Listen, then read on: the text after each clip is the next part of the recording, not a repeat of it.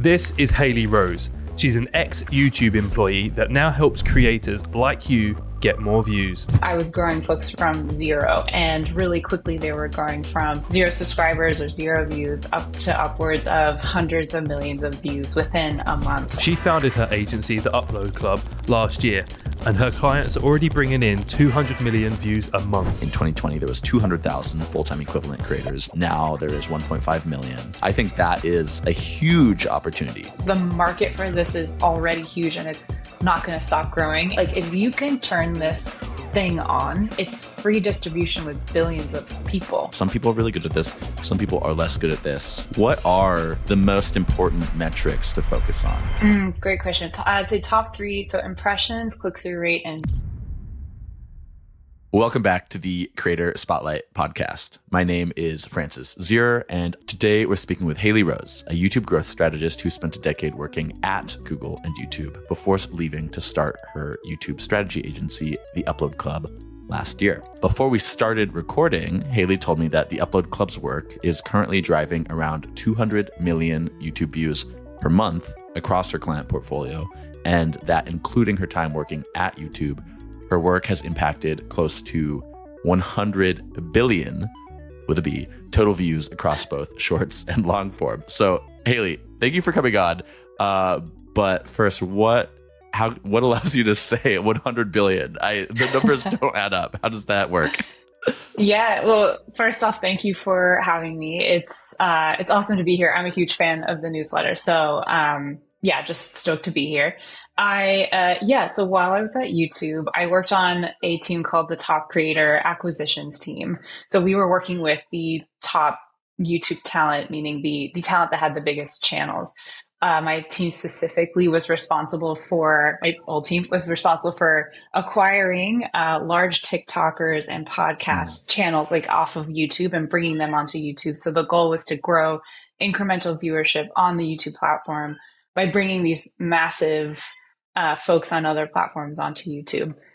So when that happened, when I was acquiring these, large creators, I was growing folks from zero, and really quickly they were going from 0 subscribers or 0 views up to upwards of hundreds of millions of views within a month on both shorts and long form. So over my 3-year tenure there, and I worked with, I think, between 30 to 40 different creators and about a dozen podcasts. My rough calculations come out to somewhere between 100 and 150 billion. So weirdly, 100 billion is on the conservative side. We'll take it. Yeah. Okay. So I do want to jump quickly into some of the tactical bits. You have this anatomy of an upload system, but right before we do that, with the Upload Club, what are your core services? What do you offer clients, just to clarify? Yes. So the Upload Club is a growth consultancy. Folks mainly come to us to grow on YouTube and make more money on YouTube. And there's a couple of different ways we help clients do just that. But it's really 3 main components. We have the YouTube channel audit, which is a one-off service. That's for clients or for creators that have an established channel and they're looking to get a health check on the channel. Maybe they have grown really quickly, but their growth has plateaued. Maybe they want to venture into a new content series, but they're not really sure how to build that bridge between their existing audience and the new audience. Really, they're coming to us with a very specific ask or request. And by us taking a really deep dive into the data and then coming up with some recommendations, we can deliver that kind of an audit to give them those next steps to unlock the next phase. Typically what happens, what we love to happen, is that ideally that audit then opens the way for us to show what a long-term partnership with Upload Club can look like. So after we've done this one-off analysis for you and we provide you with all these recommendations and suggestions, how can you then execute on those suggestions? Well, that's where we can come in to help you take all of those recommendations and those goals that we've helped basically collaborate with you to define and execute on all that. We call that a retainer. It's not like a traditional retainer or, by kind of definition, that exact retainer format, but it's a long-term retainer partnership And then the third and final component is thumbnail testing. So what we do with clients is, and often where we spend most of our time, is educating them to understand that pre-production and specifically packaging, aka the thumbnail and the title, are so crucial. Meaning, I won't allow you to work on a YouTube video unless we create the thumbnail and the title first, and we know it will resonate with your audience, and we can design it in a really visually compelling way. There's always a handful of ideas that are good ideas, but they don't translate well into a thumbnail. So we design all those thumbnails and we test them before we even get into script writing or scoping out the film day. So yeah, those are the three. Yeah. It strikes me the way I've heard so many times, it's like, Mr. Beast has said it, Colin Samir always say it, that YouTube is a game of thumbnails and titles. If you can't get somebody to click, what's the point? You got to distribute stuff. But I was starting to think about the idea that you don't judge a book by its cover, right? I think on YouTube especially, but really in the creator economy and the attention economy generally, it is a game of cover design. Nobody's going to read the book if you don't have a good cover that gets people to open it. Stretching the metaphor a little bit, but yeah, it's never. This is something I've been on a lot recently. Is that, like, yes, the information matters, but it doesn't matter if nobody gets to it. And so you kind of help people who maybe are more focused on the information, on writing the book, let's say, making the video. You help them figure out how to market their work. Yes, absolutely. And man, a couple of things there. So there's the sort of shadow side, or the like potential way this can kind of go the wrong direction with thumbnails, is that you turn the thumbnail into clickbait. And the thumbnail, because it is so important, I find creators will kind of over index on making it really compelling and really selling the viewer on something that it's not. That also can backfire, because what then happens inevitably, the viewer clicks through, they watch, and they realize the video is not about what they promised in the thumbnail. So there's, severe drop off, average view duration is low, retention curve is pathetic. YouTube's then going to not sort of continue to impress that, video onto viewers.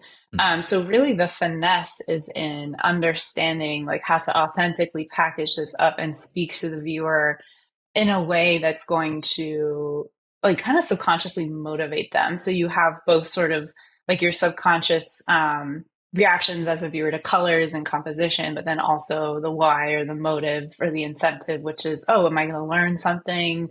Will this show me something that I wasn't aware of? Teach something, entertain me. Those are kind of the core reasons. Okay, so I still want to get to the 5-step anatomy of an upload system, but one thing there I want to touch on. What are, let's say, I don't know if it's 3, you tell me the number, the most important metrics that you kind of train your clients to focus on? Hey, if you're enjoying this conversation, consider subscribing to the podcast. We release a new episode every Tuesday. All right, back to the show. Great question. I'd say top 3. So impressions, click-through rate, and views. I would argue that like average view duration, average percentage viewed is up there too. But where we are laser focused, and especially in the first few hours of an upload, is looking at impressions. So how many viewers did YouTube serve your content up to? Of those viewers, how many click through?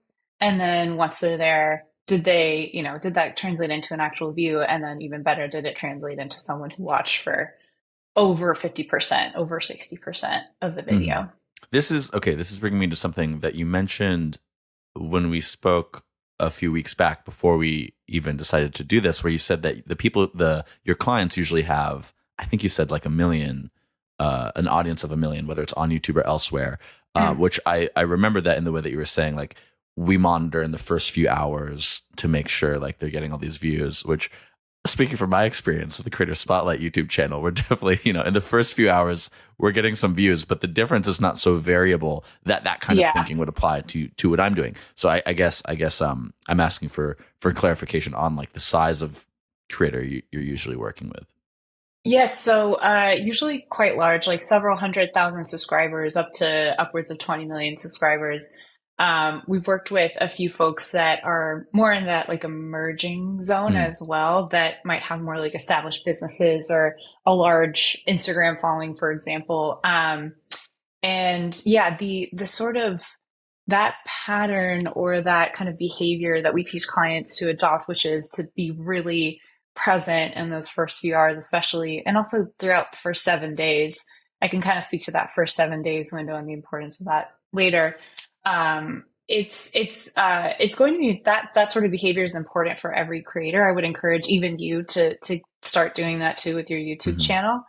I would say that the sort of reactions look different based on the size. So for example, if you're a creator that usually gets 1 million impressions within the first 2 hours, let's say that's your goal because you're trying to ensure that you get to 50,000 views in the first few hours. We know that if you get to 50,000, then you typically get to 300,000 within the first few days, and then you get to 1 million within the first week, which if you get to 1 million in the first week, that means over, the next 20, we can kind of start to draw these sort of like predictions, if you will. And so, we're able to react really quickly in those cases. We get so much data within that first 30 minutes, 1 hour. If about 4 or 5 hours pass and we see that the CTR is lower than 10%, for example, or lower than that benchmark that we've created, then it's time to swap the thumbnail. So we always have a plan B, sometimes a plan C for thumbnail and title. Especially if we're taking a risk, if the packaging is a little bit different, if the sort of like concept of the video is a little bit different, we make sure we have that. And then for emerging creators, I would say that, it's hard to be able to make an informed decision within just a few hours of posting the long form. I would encourage you to wait a little bit longer because it's going to take YouTube longer to serve that content out to like enough of a sample size for you to say, okay, people aren't clicking through. So for your channel, for example, I'd wait at least a couple days, maybe even a couple weeks, because it's not, you're not getting 1 billion views quite yet. Producer Soon. Tom, I'm speaking directly to you. Pay attention to that. Let's finally, I keep saying this, let's finally walk through your 5-step anatomy of an upload system. So I'll read, you've sent me these 5 steps. I'll read them out and then we can go through them more slowly. So number 1 is the idea. Is it actually worth making? Is it viable for YouTube? Number 2 is pre-production. Can you draft the title, thumbnail, and script before you shoot? Number 3 is shoot day. Can you make film days or batch film days sustainable and exciting? Number 4 is edit. Can you kill your darlings and speak editor? And number 5 is upload. Do you have a plan B if the video flops in the first few hours, which is what we were just talking about. So I don't know if you want to say anything more high level before we start going through this. I'll give you the chance to do that. Sure. I would say this is a great, really oversimplified step-by-step process. And I would say that the different stages take different amounts of time, or different steps take different amounts of time. And what you end up getting kind of evolving to as hopefully a client or a creator that I know I work with, is to a place where this feels really casual. So a lot of the creators that we work with in the beginning, they feel so nervous and precious about YouTube, which makes sense. Like, this is your living. This is how you make your living. This is your life. And you kind of feel like you're at the whim of the algorithm, which I kind of feel like there's some sort of misconceptions about the algorithm and how I see that and how they kind of creators or folks in the space kind of refer to it. Put a pin in that for later. But I think that the kind of intention behind this step-by-step process is to make YouTube feel digestible and make it feel more approachable. It is such a complex place. It's a complex platform. It's old, it's 20 years old, older than the others. So it's advanced. And my goal, again, with this process is to make it feel really casual and also to build the trust with YouTube and know that it's working for you. Like, if you can turn this thing on, it's free distribution with billions of people.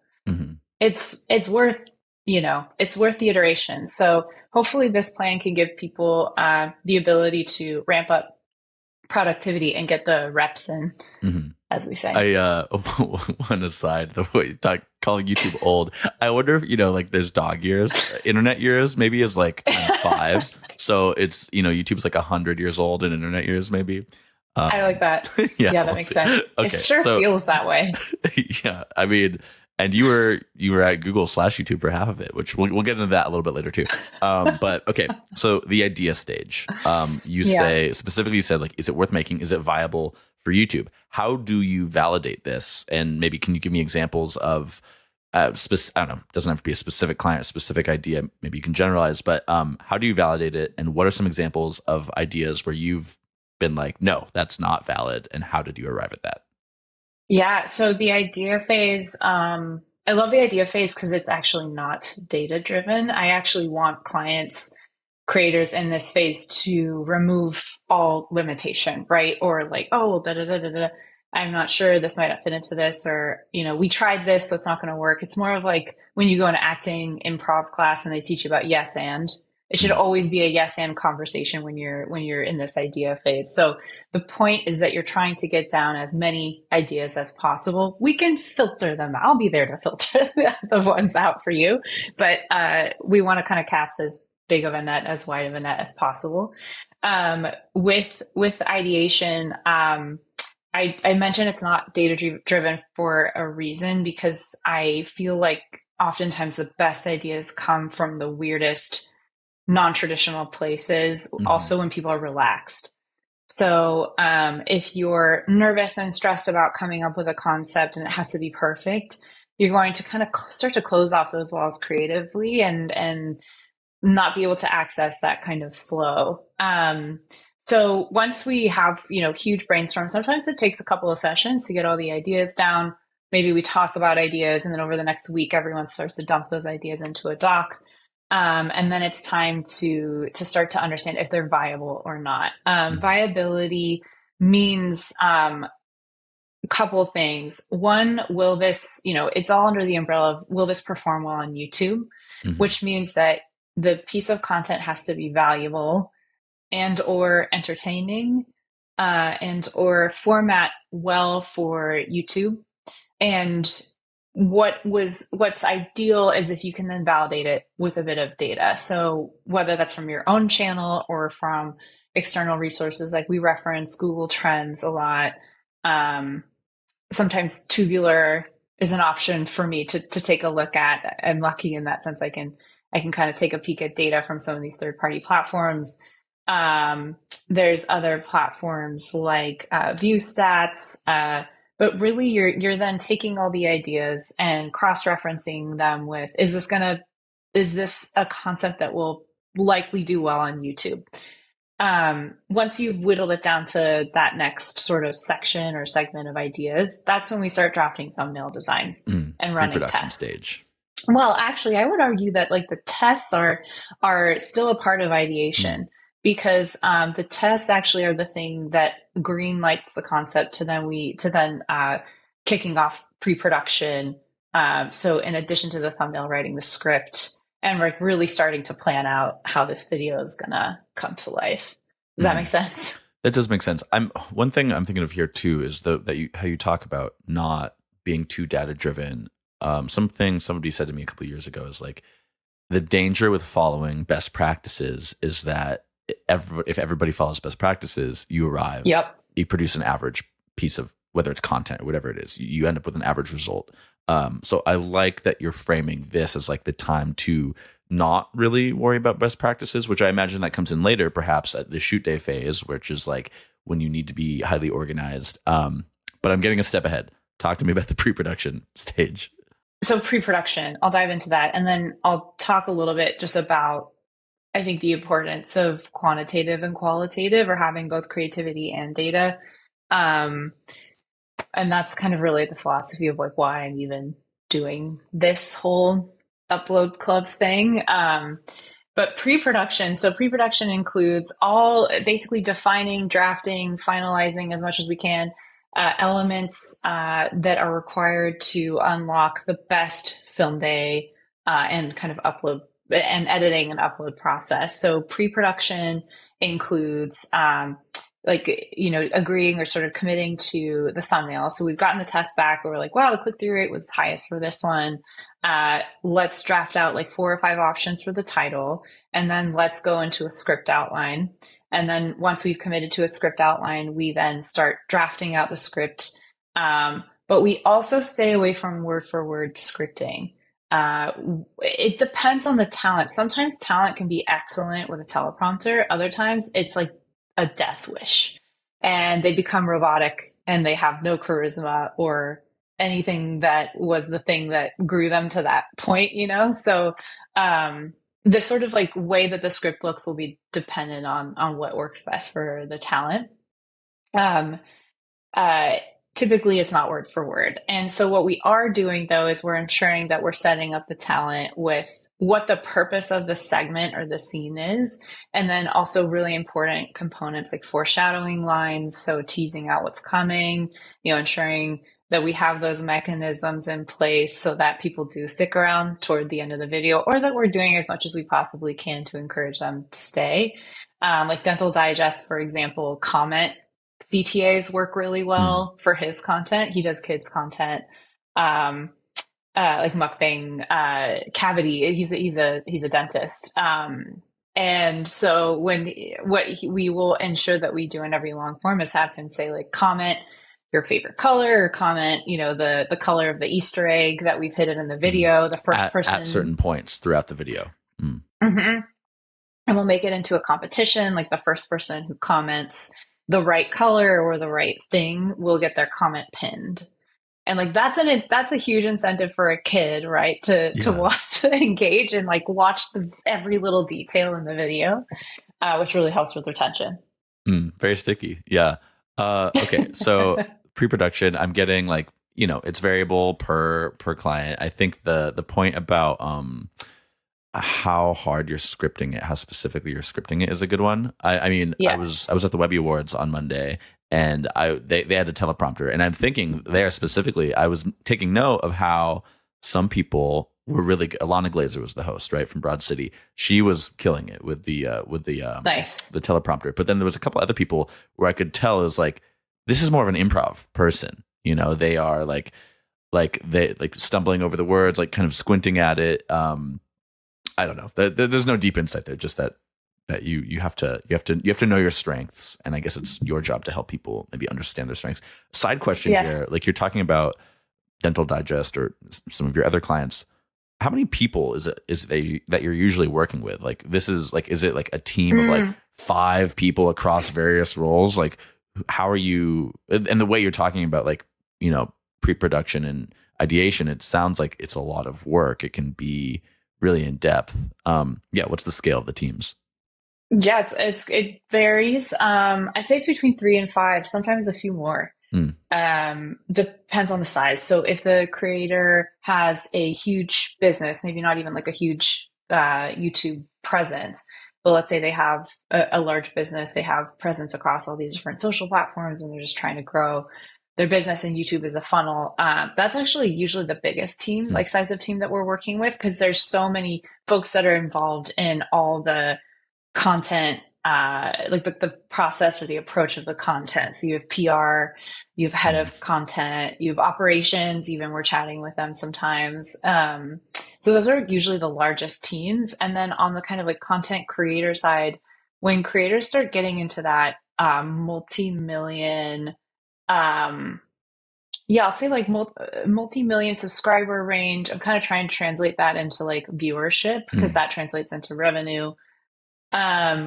When they're getting into, several hundred, over 100 million views a month, for example, you have to, that means that you're uploading a certain amount of videos per month. Let's say at least 4 long form and like 30 shorts. Even just producing like 4 long form a month that are closer to 20, 30 minutes, that takes a lot of work, especially if it's scripted. If it's maybe not more of like a podcast format, still there's a lot of pre-production that goes into that. If you're a doctor, you need to do a ton of research, right? And so if you're an athlete, you need to do research on your guests and like kind of start to think about what are the best topics to talk about. You still want to do the research to understand what are those controversial questions, the most asked questions that we can ask and like clip out and put in the intro. So we have a really compelling intro, which is probably what you're doing with your episodes. Yeah, well, maybe 3 hours, probably 3 to 4 these days of research. So not quite that much, but I could do it better. Let's be clear. I could definitely do it better. You're killing it. Thank you. I'm trying. Lot left to do till we're at that 100 million views a month I'll help range. you get there. I could use it. Okay, let's move on to the shoot day phase, though. Okay. So this, you mentioned specifically when you sent over some notes beforehand that this is a phase that a lot of creators really miss and don't really understand why it's so important. And I think this goes back into that best practices thing. Like, this is actually where best practices are most important, which I think also some creatives, perhaps is a better way of putting it, can feel allergic to that over systemization. Yes. It's important here. So tell me a little bit. That's a really great way to say it. I think that that's also what it feels like when I've been, I don't often go to shoot days. I like to it helps with sort of the creator understanding where Upload Club comes in and then where we end, meaning we are present and help you with all things needed in order to set you up for the best shoot day.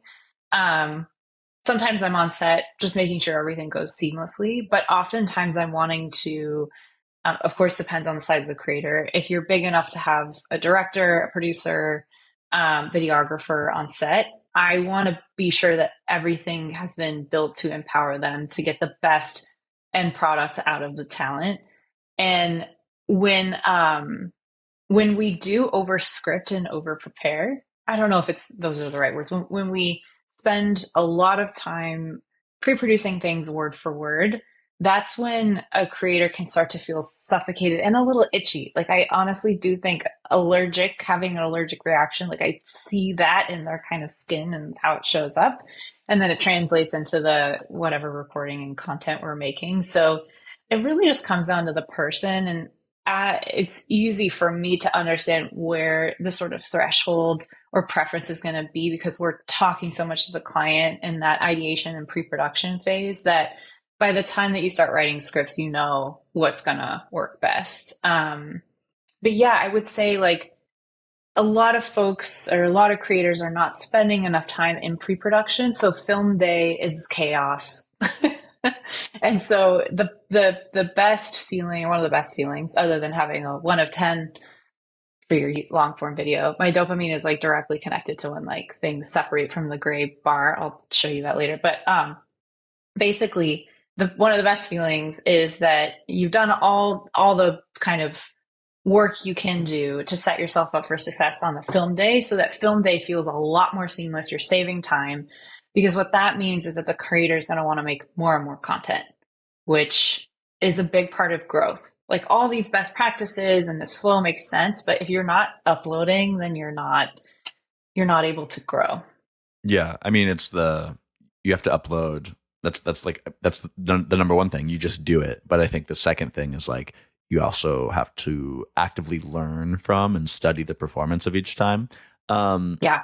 Okay, the next phase is edit, which I think is a tough one. I think it's especially a tough one for people who are working solo. Some people are really good at this. Some people are less good at this. I know that in my own work with writing, it's like it's very hard for me to really be decisive on an edit on a piece. If I'm editing it the same day I wrote it, I need to wait a day later. And now that I'm working with Natalia, our assistant editor here. She's listening. Shout out to her. It's very helpful because she can take a look, and then when she's writing, I can take a look at her thing, and I haven't been steeped in it, and it's so much easier to make the hard decisions. Yes. So how do you help people do this, and how do you train people to be more decisive as an editor? Yeah, absolutely. I think this part is one of my favorite parts because it's easy for me to step in and tell someone, cut that out. Or we need to Jenga this, and like, this is actually the most compelling segment. We need to put it up front so we can give the sort of retention curve the best bet it can have. I would say to kind of speak to more the sort of like emerging creator or a creator that's editing themselves or trying to find an editor, which many creators that are not emerging, that are established, are just doing that. Just to speak to kind of that sort of target audience a little bit, because I'd like to speak to that a little bit more because I know how painful it is to be in that space. And it's finding an editor, a trusted editor, is really hard. And then keeping them is also hard. So there's a couple of things that you can kind of do as a creator to set yourself up for that process to be a little bit more seamless. And one of those things that I end up doing for clients, but creators could do themselves, is once you get all the raw footage back, if you can learn Final Cut or an editing software enough to be able to compile a rough cut, which shouldn't be too hard because if you've done the pre-production, you know how things work, like you can probably put a rough cut together. Take that rough cut, upload it into Frame, and then start marking the different segments and map them to the script that you've written, and start to give the editor like what you kind of think could be good from a creative standpoint. I've seen this work really well for creators that are just getting started with a new editor. And then eventually over time, the editor learns the aesthetic or the sort of creative direction, and then they're able to mimic or create it themselves. But I also recommend doing this because it's going to save you so much time and money, because editors price based on video, or sometimes they price per hour. And it's impossible for an editor to just nail it the first time out of the gates. Like they're going to use plugins and fonts that a lot of their other clients use. And if you want to ensure that that's not the case with your content, take the time to kind of write up a brand guidelines, take the time to give them an idea of the sort of flow of the video, because while they are editors, they're not creative directors. Well, I think the thing you're talking about here is like, this is about learning to translate your vision as a creator to other people and to delegate. And like, you have to roll your sleeves up, get in there and be like, I want to cut this. But then you leave a note for the editor and say, I want to cut this. Here's why. And this is something I do as a, editing written pieces. It's like, the goal when you start working with somebody, you have to get in there and invest a lot of time as an editor early on and leave a thorough comment with every decision you're making and explain why. And then if you do this well, like, the next time you do it, you'll have less comments and you'll spend less time editing. And, a month later, 3 months later, whatever, 6 months later, yes, variable, you don't have to do it at all anymore. You're leaving like only 3 comments and you don't have to explain yourself because you have taught this person how you think and translated your vision to them. Yes. Which again makes it even scarier to then like lose that person again. So it's like, how do you, not to think in terms of like preparing for worst case scenario, but it's like, how can you kind of scale your brain and how you think and how you want the content to look to maybe 1 to 2 editors. And then also I think, there are a lot of editors out there, but there aren't a lot of editors that know how to edit for YouTube well. And so I find myself having to train editors a lot to understand the importance of that first few frames and the first few seconds and intro. Because the intro or sort of, if you think about it now with YouTube, if you're scrolling on your phone or on desktop, your video is going to autoplay. So I almost consider the first few like seconds or frames of the video to be a part of the thumbnail. And some creators have actually gone as far as recreating the thumbnail in their first few frames so that when it autoplays, it's an extension of the thumbnail, but it also delivers on the promise that you're trying to set in the thumbnail design. Ryan Trahan does that really well. That takes a lot of planning though, right? Like that should be planned for in your pre-production. It's like, okay, shot 1, we're recreating the thumbnail. A lot of creators, by the way, they forget to take thumbnail pictures during the shoot. That's also really important because you might have some like photos, headshots or whatever that you can repurpose. But I find that the best assets for thumbnails are taken like the day that you're filming. Yeah, because then it's just seamless. Yeah. But I think like, so it's all those things. Hopefully that's helpful to understand in terms of like how to kind of find someone. There's job boards, but then how to really train someone, build trust, and then keep them with you, it can Yeah. be precious. I can say from my own experience too, like our performance on YouTube, and on RSS feeds with the podcast started getting better, better retention after we switched from like, oh, like let's focus all our time kind of throughout. Let's make a few clips. Let's make like a bunch of clips. I was like, well, we're not using producer Tom. Hello to him, shout out. We're not using his time well enough. So I was like, stop doing all that. Like all those clips don't matter if people aren't sticking around to watch. Spend like 50% of your time, more than that even, making that teaser trailer type intro that really gets people engaged. Overnight, the engagement went up. It's awesome. I find that too, like with writing, like what you were talking about like treating the intro as another thumbnail. This idea of like constantly creating new hooks. I kind of both in this, getting better at this. I'm more of a writer, so I'm getting better at the podcast form, but especially in writing the newsletter. It's always like, well, I should operate from the assumption that nobody really gives a shit about what I'm writing or what I'm saying. And so you have to keep selling them on it, keep giving this doesn't have to be like at the expense of quality of narrative, whatever. It's actually strength of narrative. Keep opening hooks and questions that keep them leaning in. Yeah. And that also kind of goes back to the like ideation phase of, when you're first really starting to filter some ideas out, one of the questions we often talk about is, does this have broad appeal? Mm-hmm. It's kind of like, from marketing, it's sort of that, like, I think Patty Galloway calls it core casual new, CCN. Yes. Is a big part of his framework. Does this concept appeal? Does it have universal appeal? It depends on the content vertical and type.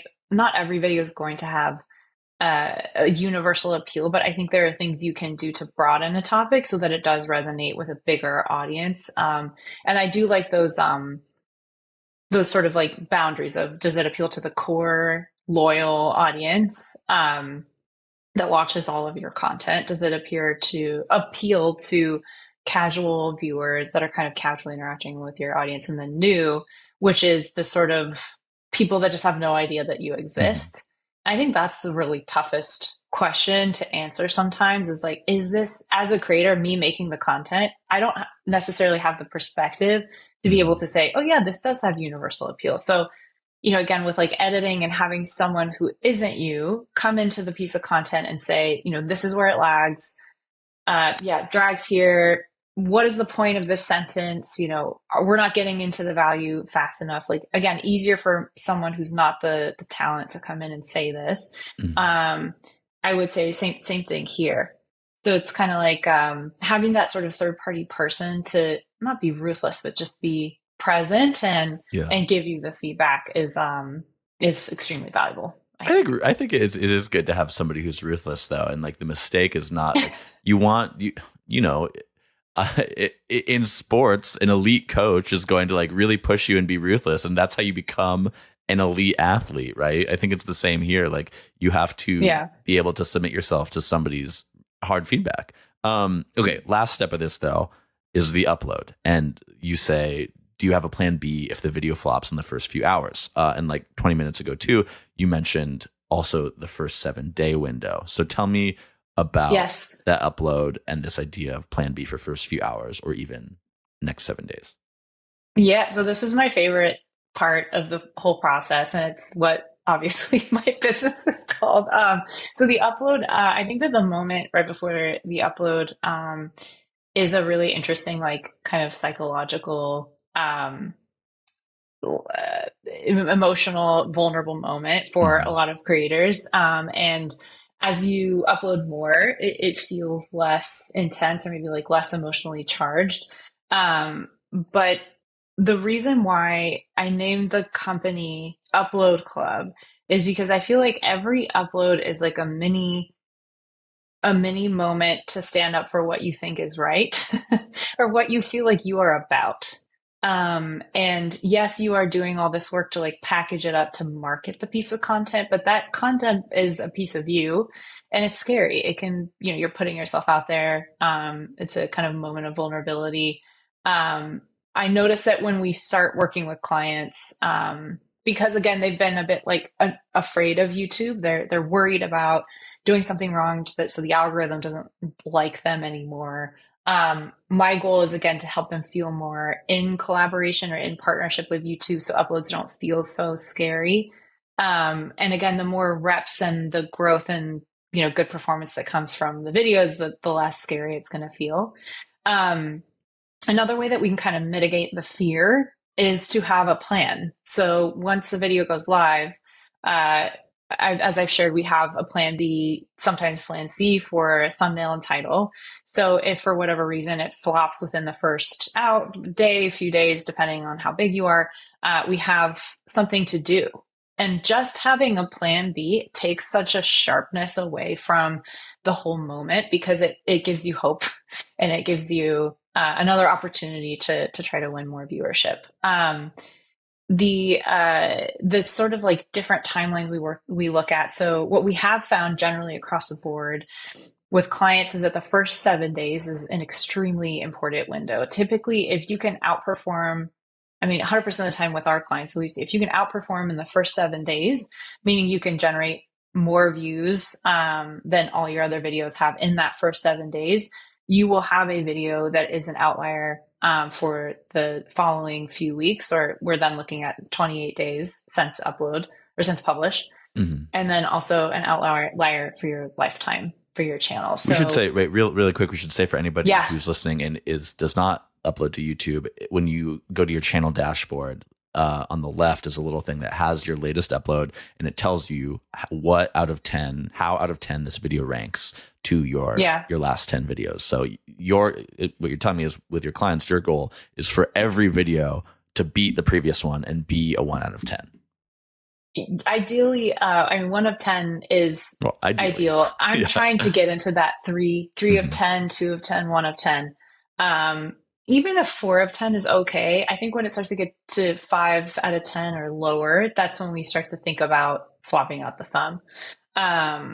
Usually, like, it's interesting. I will say that just again within my client portfolio. So this is not like a big enough sample size, but just how we what we have seen is that it will either be like a 7 to 10 or 10 out of 10, or a 3 or a 2 out of 10. So that sort of middle zone is like a 5 of 10 doesn't happen that often. It either like doesn't hit with your loyal audience, or it really, really does. And of course, we're trying to get it to hit in that sort of like 3 of 10 or higher. And I say it doesn't hit, or it does hit with your loyal audience, because again, what we found in our data and research with clients, this isn't going to be true across the board, is that YouTube serves your video up first to people that are loyal followers, loyal subscribers, your core audience.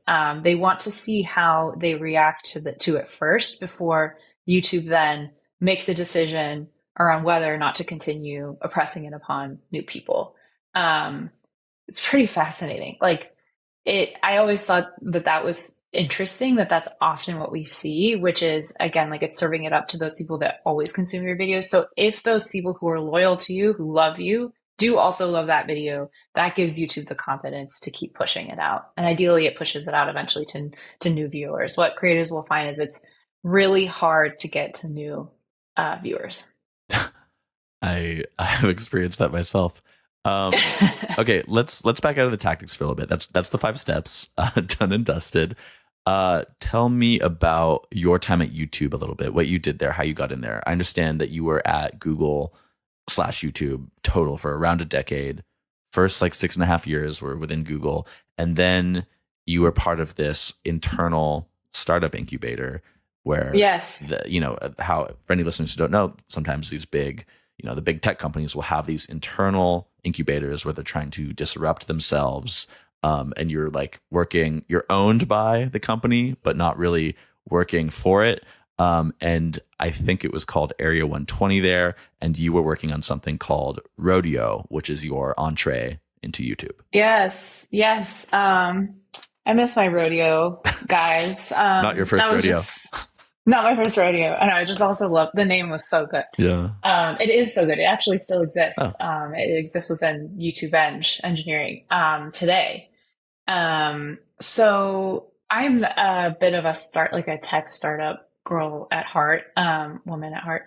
I right out of college, I worked for a startup called Wildfire. It was acquired by Google in 2012. That's how I got to Google. I was in on the ads team for a long time. I'll never forget first moment walking into Google offices, and meeting some folks on the YouTube team and just being like, oh, that's my home. I need to figure out a way to get onto the YouTube team. I know I will thrive there. I just want to work with creators. Like the fact that people are making income and making a lot of money, like making stuff about what they love to do, that just really struck home with me. So, from that moment up until about 6 years later, I was basically just trying to pivot myself slowly but surely to the YouTube team. Area 120 ended up being that like ultimate sort of like lily pad, or stepping stone to YouTube. So Area 120, not to be confused with Area 51, which people are like, aliens? Like, what? I'm like, yeah, that's it. That's Google and aliens are working together. But That's a good conspiracy theory. it was like, I know they knew what they were doing, like coming up with that. No comment. Anyway, a like white van just pulls up like 5 minutes after our chat. I'm like, hello. Anyway, Area 120 was awesome. It was, an internal incubator. So the way that worked is you would come up with an idea as a founder, you'd pitch it to a board, they would approve it, and then they'd actually give you funding, like millions of dollars to build out the concept. I myself didn't come up with an idea, but I found someone who did. And the person at Area 120 that I ended up working for, he wanted to make live streaming on YouTube much easier. So initially it was actually all just an audio product, called Stations, and then we revised it into Rodeo to be a co-streaming tool, because going live on YouTube is actually quite hard. It's still pretty complex. Like you need an encoder. If you want to bring someone else into your stream, you have to go through quite a few steps to, I feel like a lot of people stream on Twitch, but then have a lot of the edited versions of the recordings then have a very large second life on YouTube. It's this classic relationship. Yes. And it's really the sort of like live on YouTube has a lot of kind of history and a lot of area for improvement. So we built this app. It was a standalone app. I didn't. I was the only non-engineer on the team, but I was helping bring creators to test it, try it out. It was a standalone app that allowed people to go live on YouTube and then bring people very easily into the stream. Man, we got some heavy hitters to use it because it was really a great use case for musicians. So they would have a song dropping, like Justin Bieber and Shawn Mendes had a collab that was dropping. So he, it's hilarious. Like he's downloading Rodeo and like bringing someone else into the stream from a different place. And this was during COVID when people couldn't physically get together. So it kind of blew up during that chapter too. Anyway, it was such a success that YouTube and this is the ideal situation. You want to build something in Area 120 that it has so much value to another part of Google or YouTube in this case that they acquire you. So they acquired us out of YouTube. And at that point, I was actually given the option to figure out another path from it. They're like, you can work anywhere. Like, here are the different teams and options. Here are the open positions.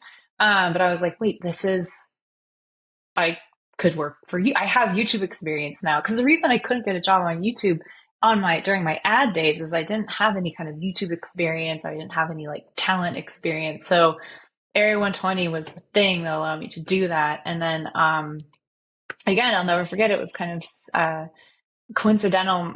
This woman who I was friends with, who ran the top creator team, the public figures team at YouTube, someone had just left her team and there was a headcount open. And I was like, can I please apply for this role? So I ended up getting it. And so I was there for my final 3-4 years on the YouTube team. Nice. Making my dreams come true. You've been doing this now for a year, right? A little bit over. So I started my LLC, March of last year. But I left YouTube like January. So It's been almost a year and a half, which is pretty wild. Mm-hmm. Was it like, basically no other path you were going to do? You really liked working with creators. You'd gotten to where you wanted to go. You're like, I'm going to find a way to leverage now this skill set and these relationships you'd built into doing this independently?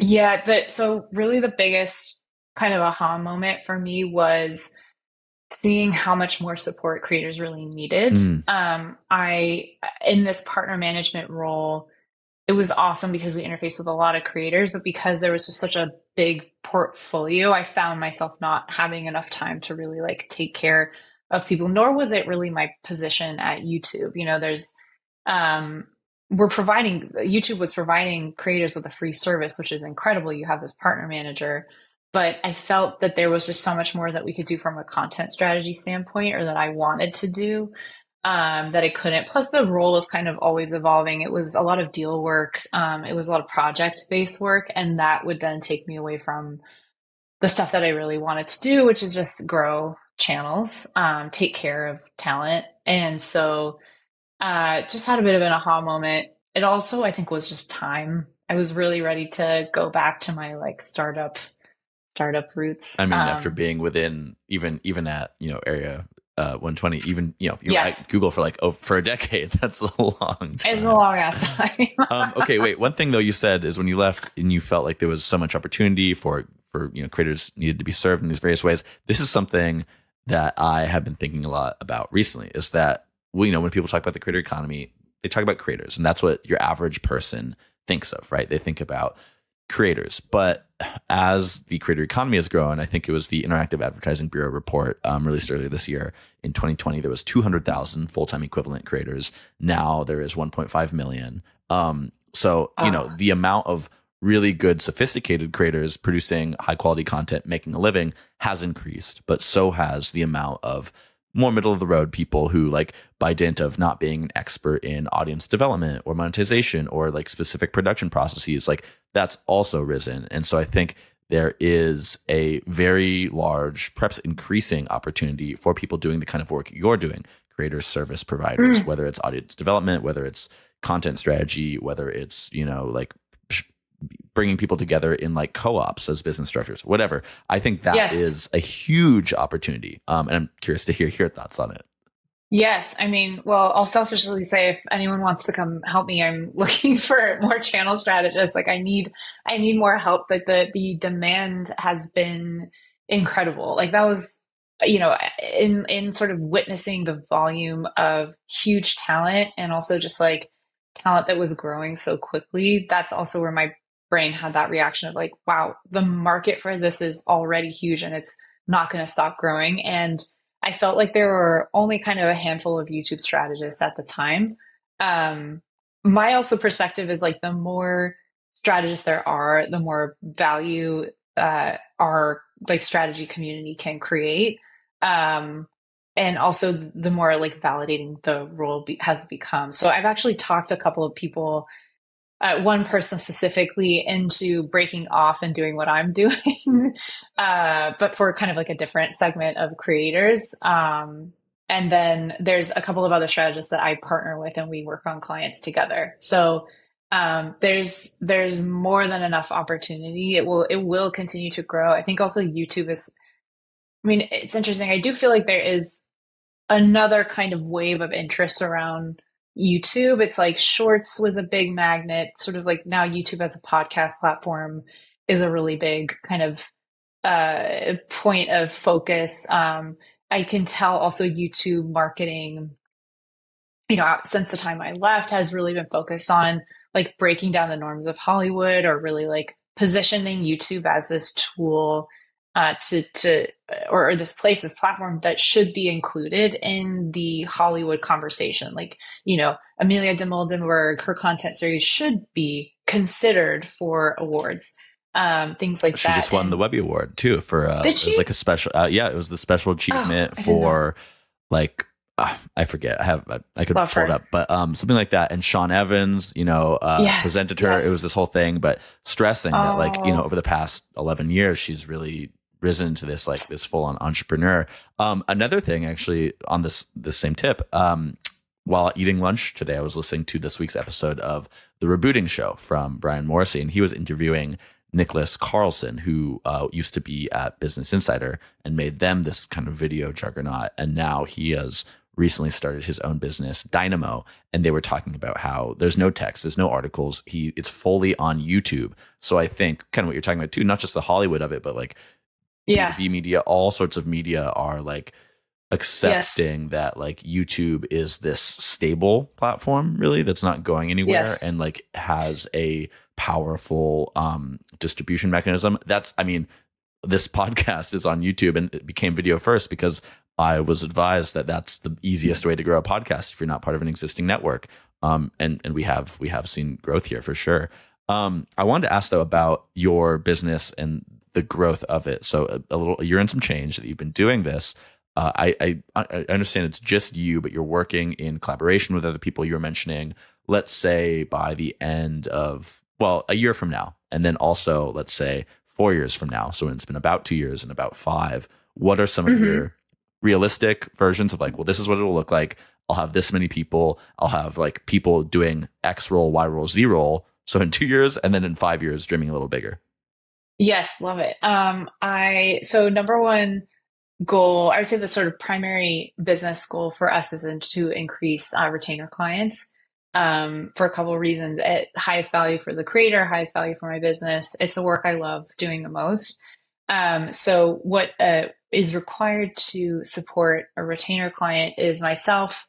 I actually have a data analyst and a writer. I would consider that like a pod. And what my goal is over the next couple of years is to create more pods. So to hopefully find someone that I can train on everything I know and kind of copy paste myself into someone who also has the same interests and wants to do the same work. My goal is to create another pod in the next like 6 to 9 months. So I can double the size of the business. Each pod I think you can kind of amount to like a certain amount of clients. We're still trying to figure out exactly what that threshold is. And then eventually I'd love to see it kind of verticalized. So, we have a health pod.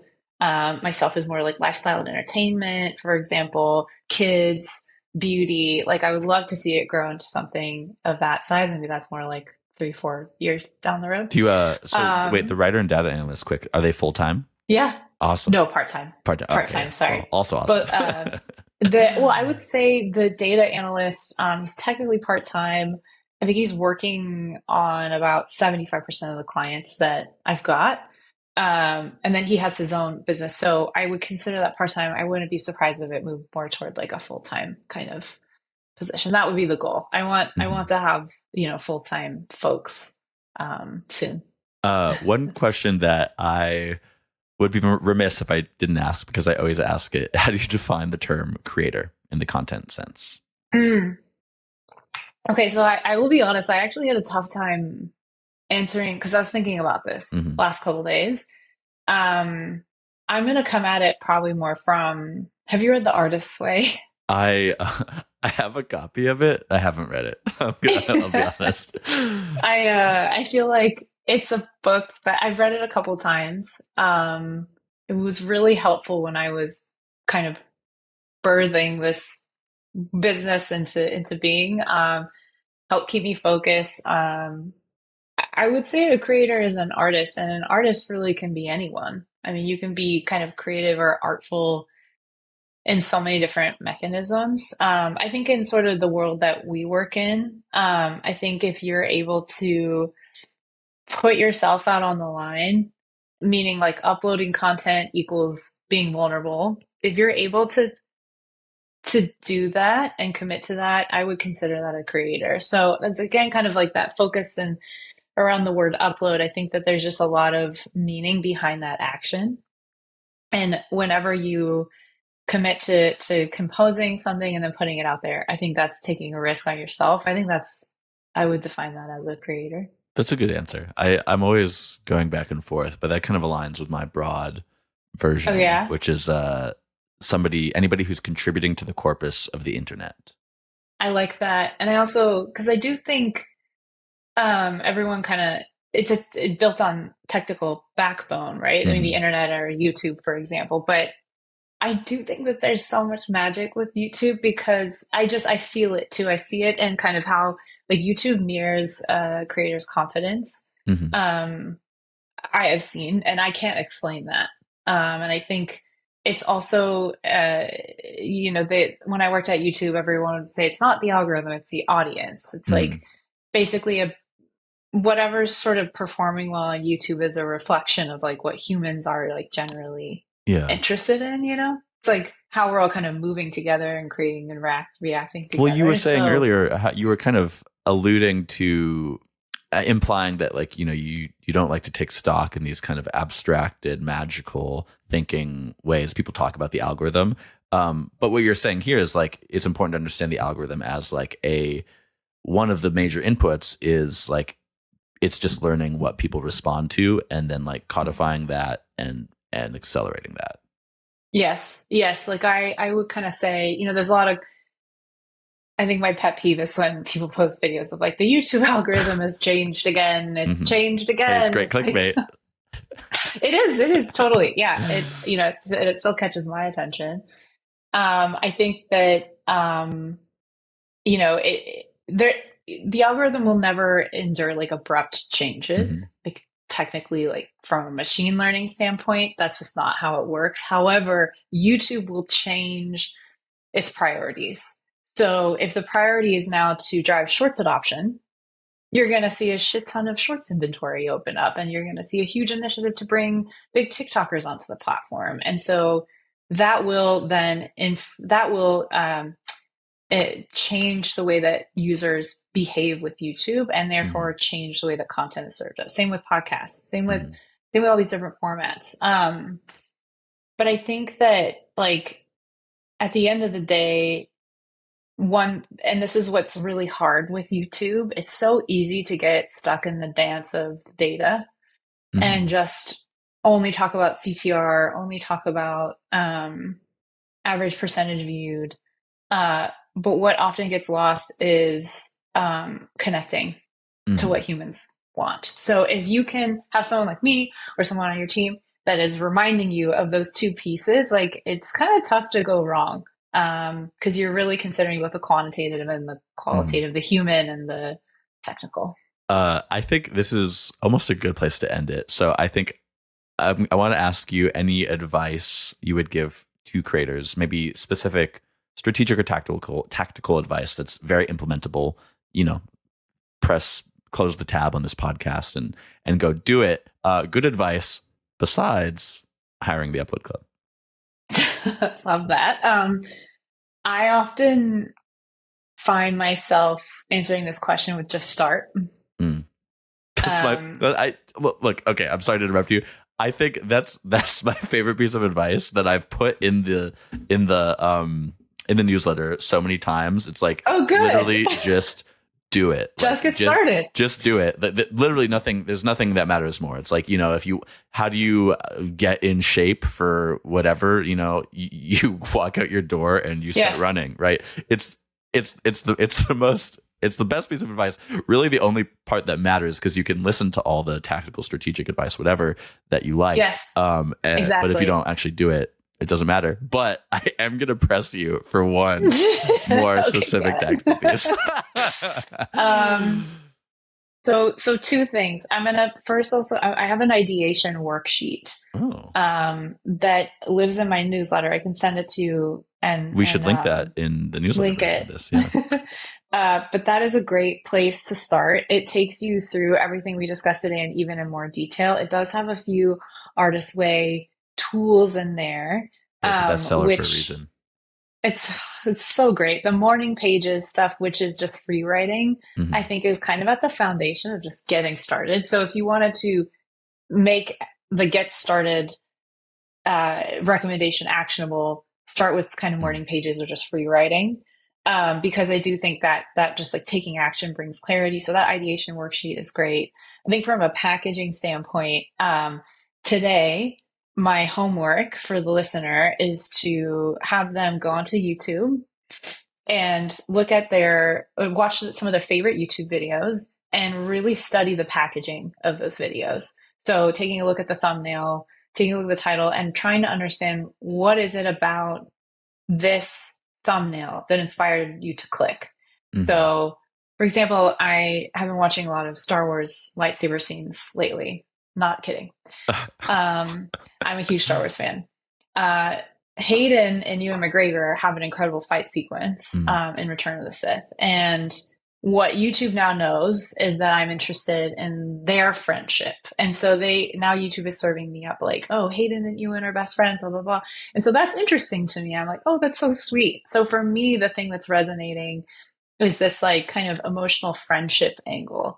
So that's sort of the thing that's going to continue to resonate with me. But what is the thing for the viewer? What is the sort of motive or the incentive? Once you really understand the psychology of the click, that's when packaging gets a lot easier. I fully agree. I think this is across all media, whether it's like you're on Instagram and you want to make reels that get a lot of views, you have a newsletter, you want to get a higher open rate, whatever. It's like whenever, like if there's one that you really like if you're scrolling reels and you find yourself watching this one, like go back, scroll down, scroll back up, look at how it starts. Like, look at every detail. What's the first second? What's the lighting? What kind of camera are they using? Like, is there text in the pit? Where is it played? Like, it's just about like, there are always so many details that you don't think about, and it's about codifying them all and breaking them down. Yes. Yeah. Yes. I love that. Blender right there. Do it. Just do it. Just do it. And just go to theuploadclub.com. Is there anything else you want to plug? No, just thank you for listening. I just am thrilled to be here. Thank you for your time, both you and the viewer. Yes. Listener, I will see you next week. This was a great episode.